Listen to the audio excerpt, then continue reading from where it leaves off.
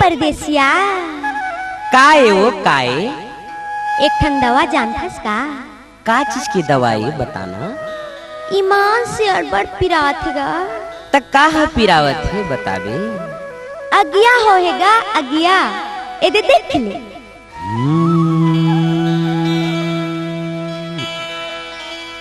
बड़ियल कर्मा फंस गयो संगी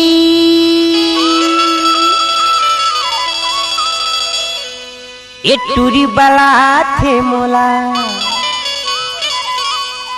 आना गाये दे देख ले कई थे अरे धकले कर थे मोर चोला।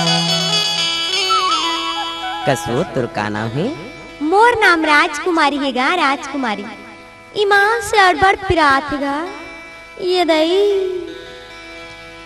ये पिरावत गा सुलावत ये पिरावत गा सुलावत केवा से डारे सही रानी के अगिया रही रही के तुझे आवती। कैसे लागत है वो कैसे लागत है कैसे लागत है वो कैसे लागत है देख के तोरे दुखला बाई तन माने सहावते। ये दई ये पिरावत गा सुलावती ये पिरावत गा सुलावती।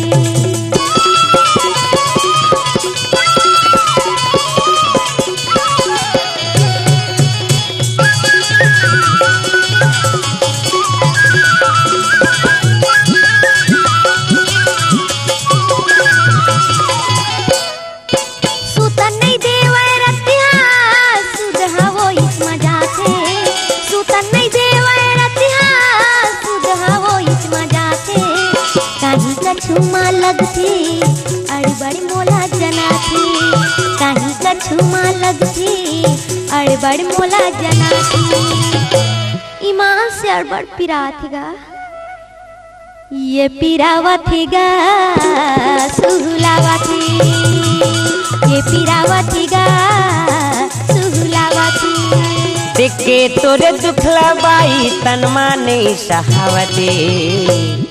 ये पिरावत गा सुलावती ये पिरावत गा सुलावती।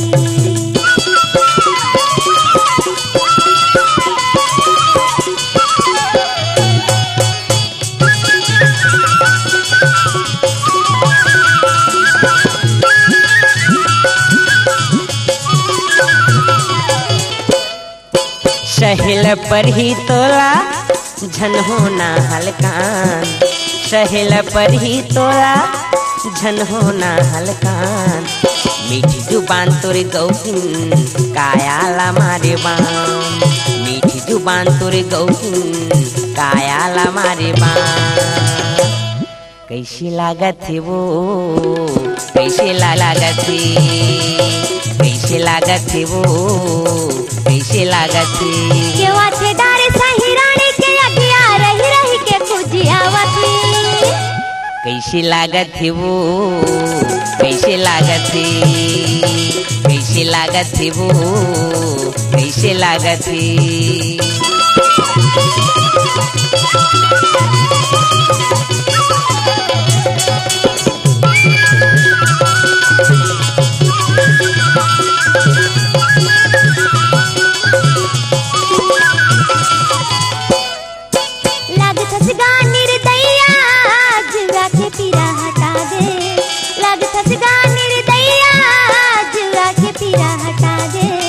दवा के बदला खाई ले दे पहली मोला बता दे दवा के बदला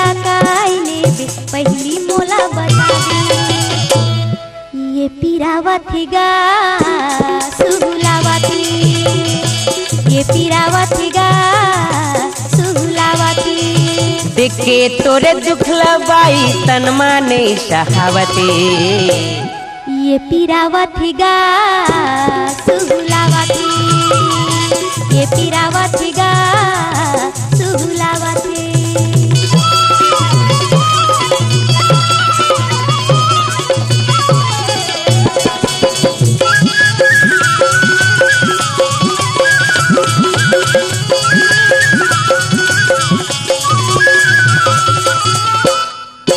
देहो बढ़िया दवाई पूछत आबे मोरे नाव, देहो बढ़िया दवाई पूछत आबे मोरे नाव। दिलीप लहरिया गई थे धन गवाओ मोरे गाँव, दिलीप लहरिया गई थे धन गवाओ मोरे गाँव।